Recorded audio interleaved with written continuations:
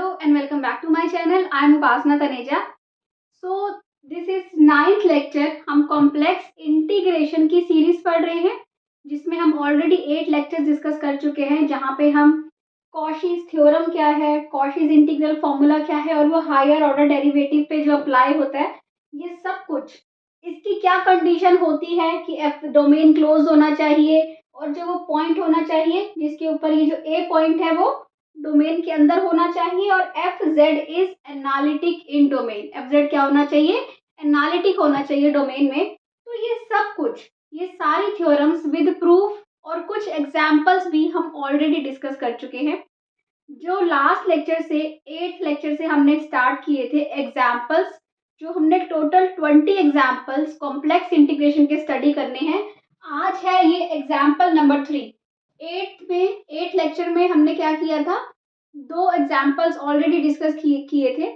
तो यहाँ पे मेन मोटिव है कि हमने हर तरह का डोमेन लेते हुए, हर तरह के केसेस लेते हुए, क्या क्या केसेस हो सकते हैं, कैसे कैसे कॉम्प्लेक्स इंटीग्रेशन के क्वेश्चन सॉल्व होंगे और बहुत ही सिंपल वे में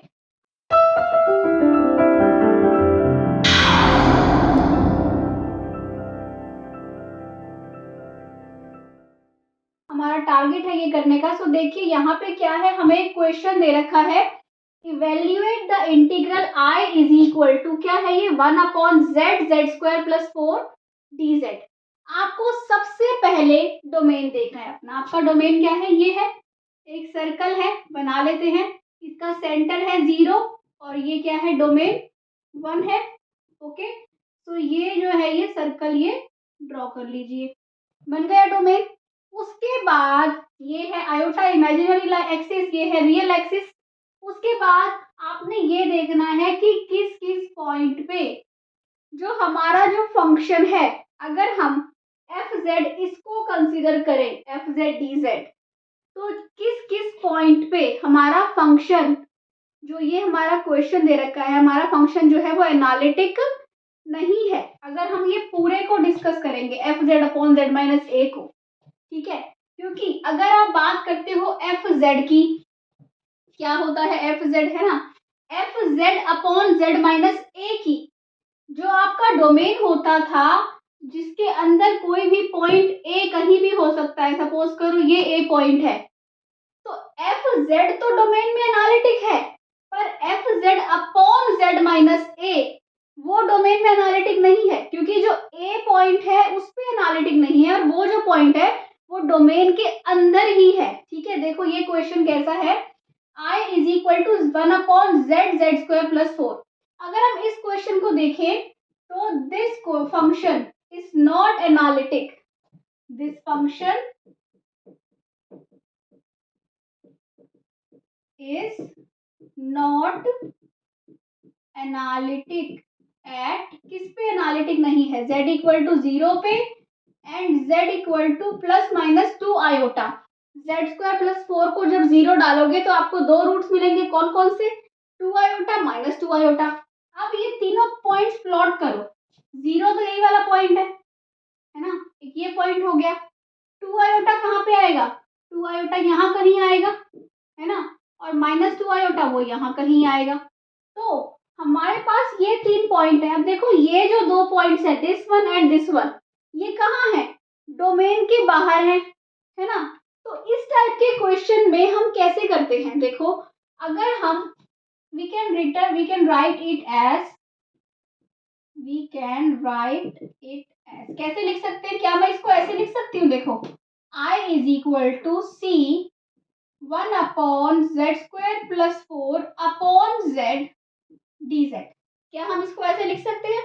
अब ऐसे हमने क्यों लिखा, क्या मोटिव है हमारा, देखो अब आप इस क्वेश्चन को देखो और इसको ये कंसिडर कर लो, ये z - 0 है, ठीक है, और हमारी कॉशीज इंटीग्रल फॉर्मूला क्या कहता है, वो कहता है F Z upon Z minus A D Z. यही कहता है, वो कहता है कि जो एफ जेड है ये पूरा, ये डोमेन में एनालिटिक होना चाहिए। तो क्वेश्चन को सिंपल बनाने के लिए, क्योंकि मुझे पता था कि ये जो दोनों पॉइंट्स हैं वो डोमेन के अंदर तो नहीं है, डोमेन के बाहर है, दैट मीन्स क्या हुआ, अगर मैंने इसको एफ जेड ले लूं तो अब ये एफ जेड डोमेन के अंदर एनालिटिक है ना। क्योंकि जो जिस पॉइंट पे एनालिटिक नहीं है वो है z इक्वल टू 0, उसको मैंने नीचे ले लिया क्योंकि a पे तो वैसे भी एनालिटिक नहीं होता according to Cauchy integral formula. तो इसका क्या फॉर्मूला होता है, ये बन गया f Z upon Z minus c d z. क्या आंसर होता है इसका, इसका होता है 2 पाई आई एफ ऑफ ए, मतलब कि एफ ऑफ 0, ए क्या है 0 है because a is equal to 0। तो क्या बन जाएगा 2 पाई आई एफ ऑफ 0 मतलब 1 अपॉन 0 प्लस 4। एफ जेड क्या है, F z is 1 upon Z square plus 4, ये आ गया। तो क्या बचेगा बताओ, ये बच गया pi I by 2 answer. This is the answer of this question. So कितना सिंपल था ये, कुछ भी नहीं करना आपको, ये बस ये पता होना चाहिए जो हमारी कॉशी इंटीग्रल फॉर्मूला अप्लाई करने की कंडीशन क्या है। ठीक है, सपोज करो हमें इस टाइप के पॉइंट मिल रहे होते हैं जो क्या है जिसपे तीनों पे या फिर दोनों पे फंक्शन एनालिटिक नहीं है, उस केस में हम कैसे करते हैं, इसका एग्जाम्पल भी हम करेंगे। या फिर हायर डेरिवेटिव का केस आ जाए, कैसे पता चलेगा, वो भी एग्जाम्पल हम करेंगे। तो आ जाओ नेक्स्ट एग्जाम्पल पे। अब तो नेक्स्ट हमारे पास ये बहुत ही सिंपल से दो क्वेश्चंस आते हैं। एग्जाम्पल नंबर 4 क्या है, अभी अभी हमने ये देखा कि कैसे हमें एक क्वेश्चन दे रखा था 1 upon z Z square plus 4, हमने देखा कि कौन सा वाला पार्ट डोमेन के अंदर एनालिटिक है उसको हमने एफ जेड ले लिया, है ना। बेसिक आपको यही मोटिव रखना है कि ऐसा एफ जेड देखना जो डोमेन के अंदर एनालिटिक है। ठीक है, अगर एफ जेड आपको ऐसा मिल जाता है जो डोमेन के अंदर एनालिटिक है तो आपने ये देखना है इन तीनों में से कौन सी फॉर्म ले सकते हैं हम अपने क्वेश्चन की, ताकि हमारा क्वेश्चन आंसर दे दे। बेसिकली हमें तो इंटीग्रेशन सॉल्व करनी है। ठीक है, अब देखो ये क्या है, i इज इक्वल टू है क्लोज इंटीग्रल आपको ले लिया 1 upon z minus 5 d Z, close domain है। ठीक है, बेसिक आपको क्या देखना है, डोमेन क्लोज होना चाहिए, डोमेन क्लोज है। क्या है इसका डोमेन, देखो इसका डोमेन है z इक्वल टू 3, तो यहाँ पे 3 हो गया, यहाँ 3 हो गया, 3 आयोटा माइनस 3 आयोटा, और ये आपका एक सर्कल बन जाएगा, है ना, इसको ले लो -3 आयोटा। ठीक है, ये सर्कल बन गया, ये डोमेन क्लोज है।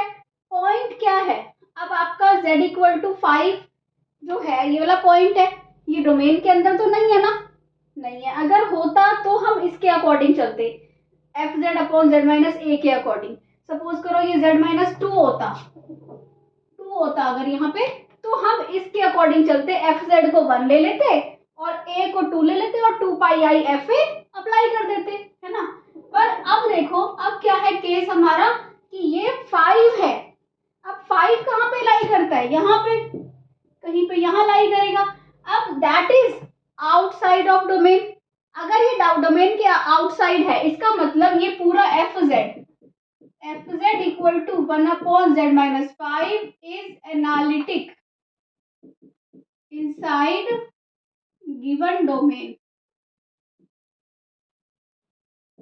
अगर ऐसा है कि f z is equal to 1 upon Z minus 5 क्या है, एनालिटिक है, तो क्या होगा, अब देखो एफ जेड एनालिटिक है और अगर इंटीग्रेशन खाली एफ जेड का होता है, अपॉन में जेड माइनस ए नहीं होता, तो क्या आता है आंसर 0।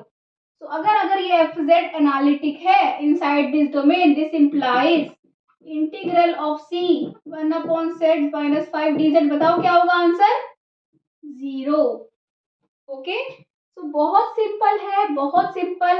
इसके साथ कोई और पॉइंट होता वो भी हम देखो, अब यहाँ पे वो केस लेते हैं इस टाइप का। ठीक है, देखो कैसा है डी जेड, ये है example number 5, d z upon z z minus 1 where z equal to, यही वाला डोमेन है, ऊपर ही मैं दोबारा ड्रॉ नहीं कर रही क्योंकि यही वाला ही सेम है हमारा डोमेन।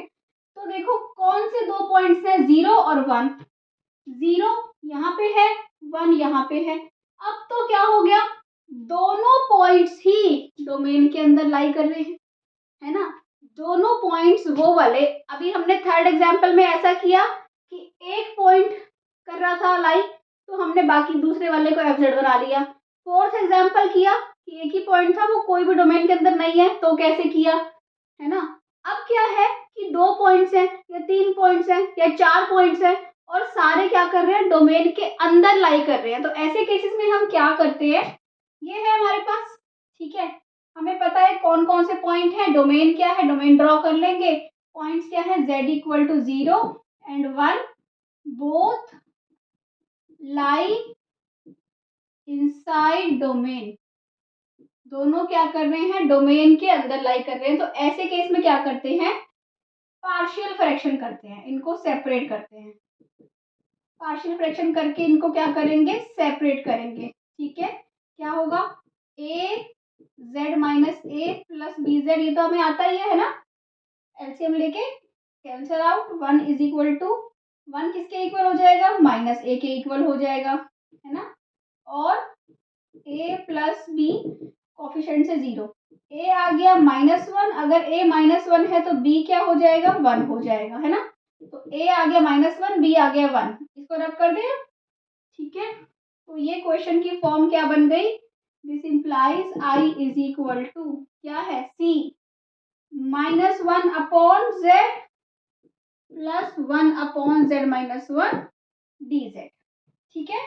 तो इसको रब कर देते हैं हम यहाँ पे, ये आ गया हमारे पास, this equal i is equal to c -1 by death dz plus c 1 upon z minus 1 dz, ठीक है।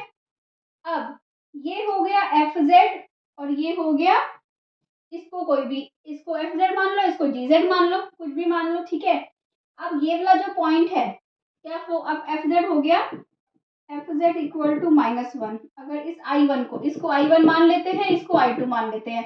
I1 को सॉल्व करो पहले, I1 क्या है, 2 पाई आई f ऑफ 0, क्योंकि पॉइंट क्या है, 0 है ना, तो क्या हो जाएगा, 2 पाई आई f ऑफ 0, f क्या है, -1 है, तो ये -1 हो गया, आंसर क्या आ गया, -2 पाई आई आ गया।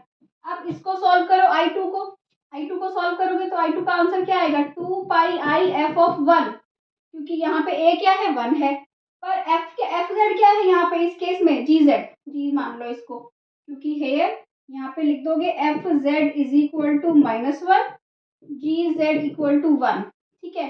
तो क्या आ गया, 2 पाई आई, g ऑफ 1 क्या होगा, 1 ही होगा, क्योंकि gz तो 1 ही है। तो एक आ गया 2 पाई आई, एक आ गया -2 पाई आई, i इज इक्वल टू क्या है, I1 प्लस I2, I1 की वैल्यू क्या है, -2 पाई आई, I2 की वैल्यू क्या है, 2 पाई आई, क्या आ गया आंसर, 0, ठीक है। तो इस टाइप से अगर आपके पास क्वेश्चन आता है तो वहां पे आप क्या करते हो, पार्शियल फ्रैक्शन से सॉल्व करते हो। और इस टाइप से ऊपर fz कुछ और भी हो सकता था, e raise to power z होता, कुछ भी हो सकता था, उसके अकॉर्डिंग हम अपना fz ले लेते, ठीक है। तो आई होप आपको क्लियर हो रहा है ये। अगर आपको अच्छा लग रहा है तो प्लीज चैनल को सब्सक्राइब कीजिए, वीडियो को लाइक कीजिए, शेयर कीजिए। इंस्टाग्राम पे आप डॉक्टर यू तनेजा फॉलो कर सकते हैं, फॉलो कीजिए चैनल को। और मॉडर्न अलजेब्रा की, रियल एनालिसिस की, ऑर्डिनरी डिफरेंशियल इक्वेशन की बहुत सारी videos you can find on my channel, वो भी आप देख सकते हैं। So thank you for watching, bye bye.